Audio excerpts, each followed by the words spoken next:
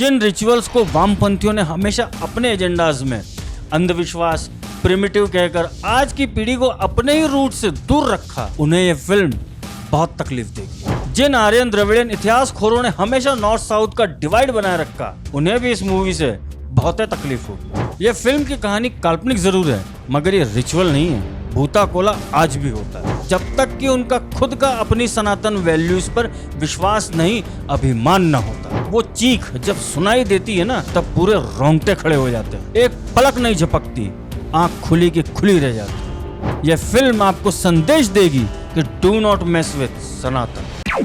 करीब 4 साल पहले जब मैं हैदराबाद में था, तब मैंने तुम्बाड फिल्म देखी थी। तब मुझे इस बात का हमेशा अफसोस होता था कि भारत में सभी देश की जड़ें जमाने वाली अच्छी फिल्में क्यों नहीं देखते, क्योंकि जो रिस्पॉन्स उस समय ऑडियंस का सल्लू मियां से लेकर आमिर चिचा तक की सारी फिल्मों में होता था, वो रिस्पॉन्स उस समय ऐसी फिल्मों को रेयरली ही मिलता था। मगर कोरोना ने सब कुछ बदल कर रख दिया। जब कन्नड़ा फिल्म कंतारा ने कन्नड़ा सर्कल में ही बॉक्स ऑफिस पर 100 करोड़ पीट दिए, और मुझे पिछले 2 हफ्तों से हर वीडियो के नीचे सेम कमेंट हर बार बार मिलता रहा कि where is Kantara movie review. तब मुझे विश्वास हो गया कि सचमुच समाज अब बदल रहा है। Kantara movie is the movie of 2022।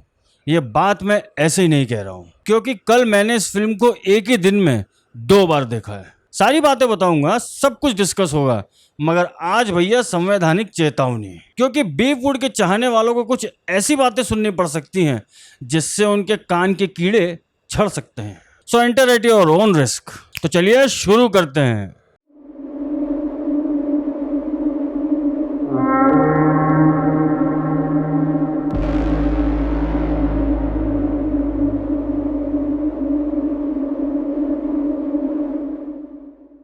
नमस्कार मित्रों, मैं सौरभ और आप देख रहे हैं भारतवर्ष।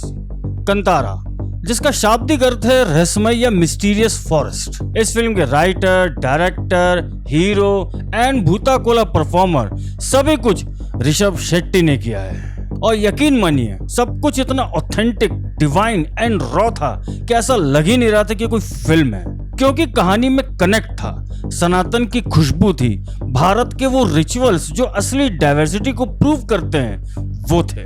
डाइवर्सिटी हमारे देश में शुरू से थी, क्योंकि सनातन खुद कितना डाइवर्स है वो इस मूवी से ही समझा जा सकता है। बीइंग अ नॉर्थ इंडियन मेरे लिए ये एक अलग ही लेवल का एक्सपीरियंस था, क्योंकि हम सभी लोग दुनिया के बारे में तो बहुत कुछ जानते हैं, मगर अपने आसपास क्या है, कौन कौन सी परंपराएं हैं, वो नहीं।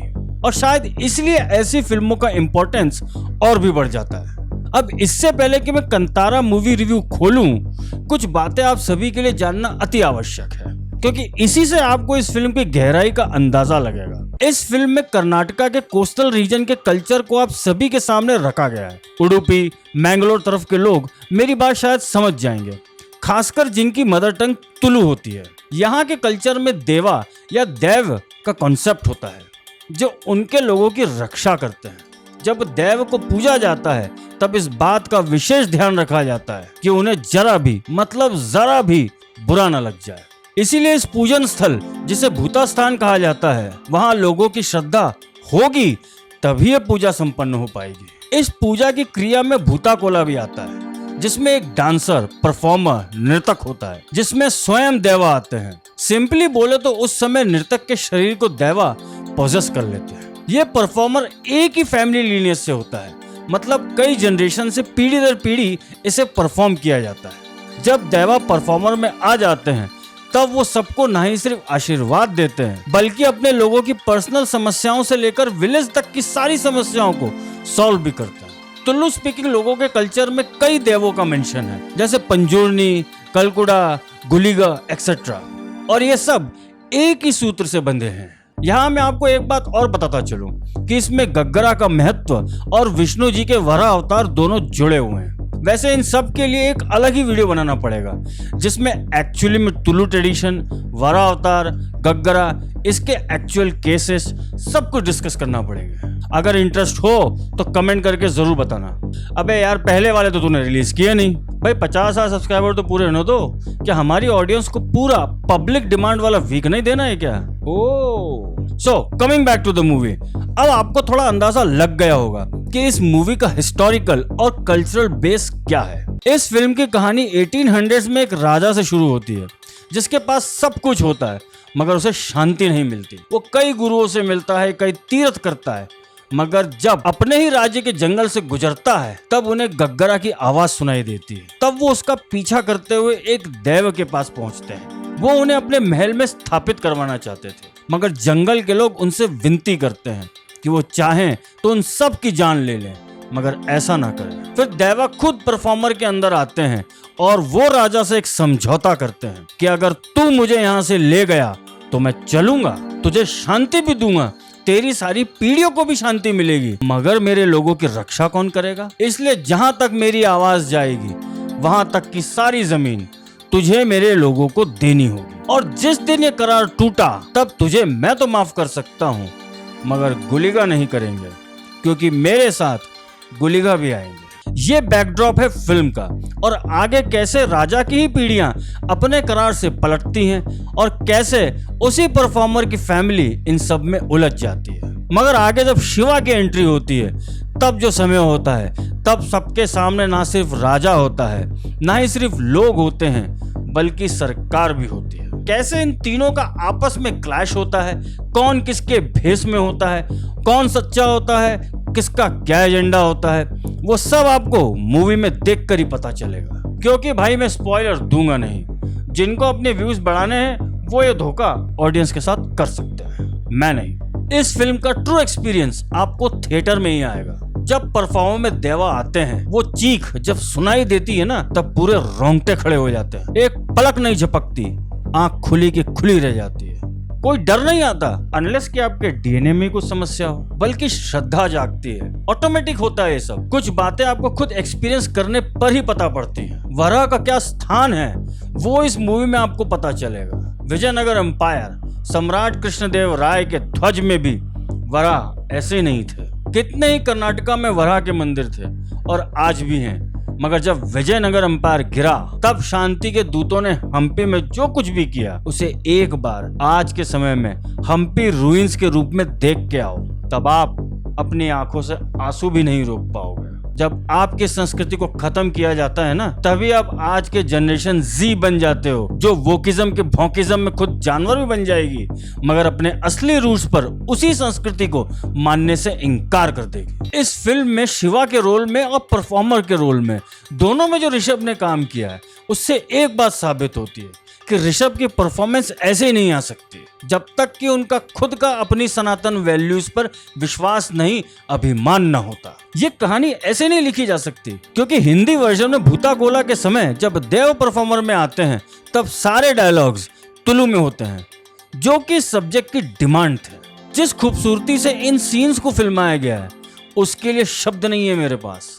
फिल्म में ऋषभ शेट्टी के अलावा डिप्टी फॉरेस्ट ऑफिसर के रोल में किशोर, राजा के वंशज के रोल में अच्युत कुमार, शिवा की प्रेमिका लीला के रोल में सप्तमी गौड़ा, राजा के खास सुधाकर के रोल में प्रमोद शेट्टी, शिवा की मां के रोल में मानसी सुधीर, और शिवा के दो दोस्त बुल्ला और रामपा के मस्त रोल में सनील गुरु और प्रकाश तुमिनाड। सभी का काम बहुत बढ़िया है। कोई एक्टर किसी भी कैरेक्टर से बाहर नहीं दिख रहा था। इस फिल्म के एक्शन सीन्स कुछ अलग ही लेवल के हैं। एक्शन कोरियोग्राफी अगर सही मायने में देखना है तो ये फिल्म आपको देखनी चाहिए। और वैसे भी जब काम 2 time national award winner Vikram More का हो तो बस आप निराश नहीं होंगे। बीजीएम स्कोर पूरी फिल्म में इस कहानी को इस लेवल से उस लेवल तक ले जाता है। सिनेमेटोग्राफी पार एक्सीलेंट है। जंगल की अपनी एक भव्यता होती है जिसे देखकर आपको डर भी लग सकता है। इसलिए ये मूवी कमजोर हृदय वालों के लिए प्रिस्क्राइब्ड बिल्कुल नहीं है।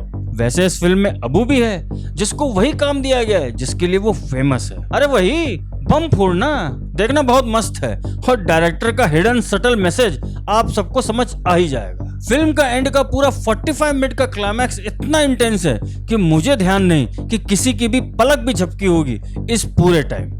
फिल्म का बीजीएम इस समय कुछ अलग ही लेवल पर हो जाता है, खासकर जब देवा परफॉर्म करते हैं। जिस डिटेलिंग में कैरेक्टर्स को प्रेजेंट किया गया है, उनके डायलॉग्स, उनके ड्रेसिंग, उनके मैनरिज्म, वो सब इस मूवी को अलग ही लेवल पर ले जाते हैं। ये फिल्म आपको सनातन की श्रद्धा की ताकत दिखलाएगी। यह फिल्म आपको संदेश देगी कि डू नॉट मेस विथ सनातन। कैसे सरकारी तंत्रों में उस समय वामपंथियों ने कहर मचा रखा था, उसकी झलक आपको इस फिल्म में अच्छे से मिल जाएगी। मगर इस फिल्म में उसी सोच पर जब प्रहार होता है, जिससे उसे भी समझ आता है कि बेटा जंगल जंगल करने से कुछ नहीं होता, जब तक उससे जुड़े हुए लोगों को, उससे जुड़े हुए रिचुअल्स को आप लेके नहीं चलते।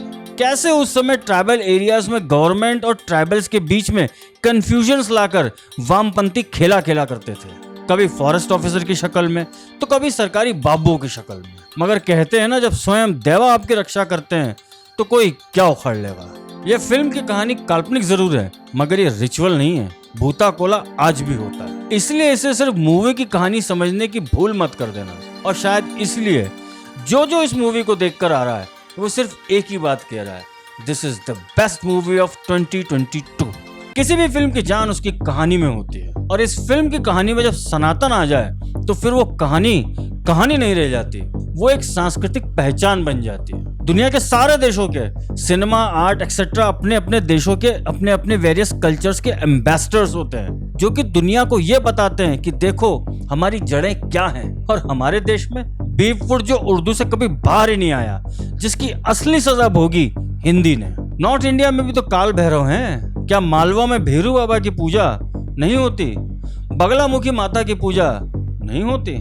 हम सनातनी इतने डाइवर्सिफाइड हैं, फिर भी एक डोर से जिसने हमें जोड़ा हुआ है उससे जुड़े हुए हैं, और वो यही सनातन है, यही हिंदुत्व है, जिसका नामकरण भले बाद में हुआ है मगर वो था अरबों सालों से।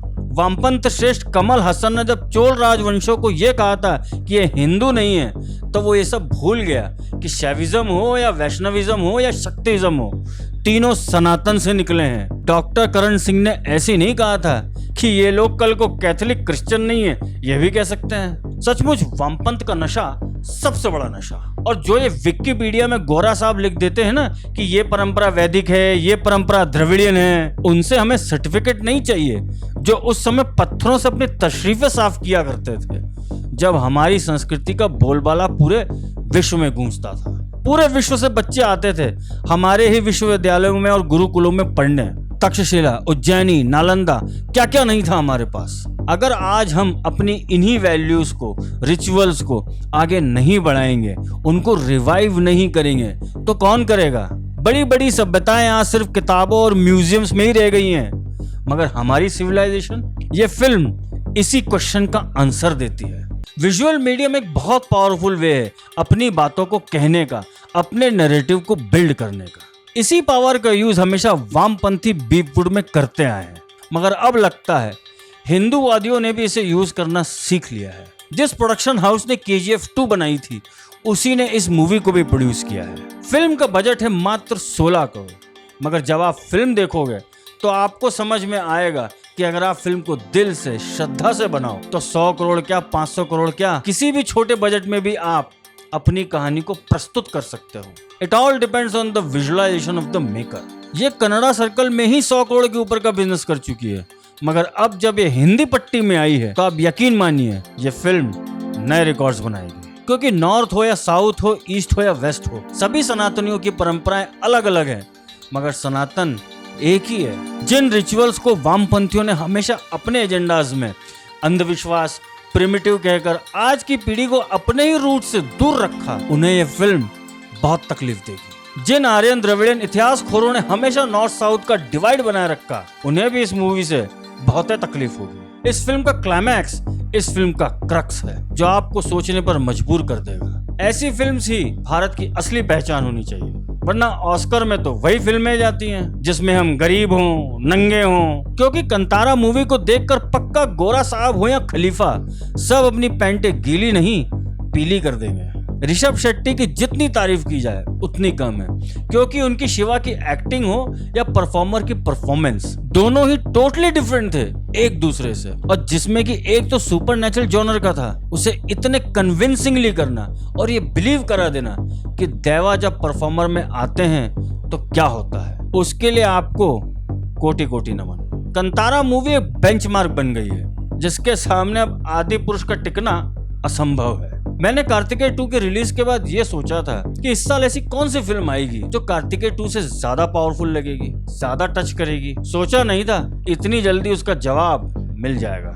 कंतारा मेरी लाइफ की अभी तक की पहली फिल्म है जिसे मैंने एक ही दिन में 2 बार देखा है। अब इसलिए नहीं कि एक बार में समझ नहीं आया, बल्कि इसलिए कि मैं दोबारा से कंतारा को फील करना चाहता था। मेरे दिमाग से अभी तक कोला की चीख की गूंज नहीं गई है।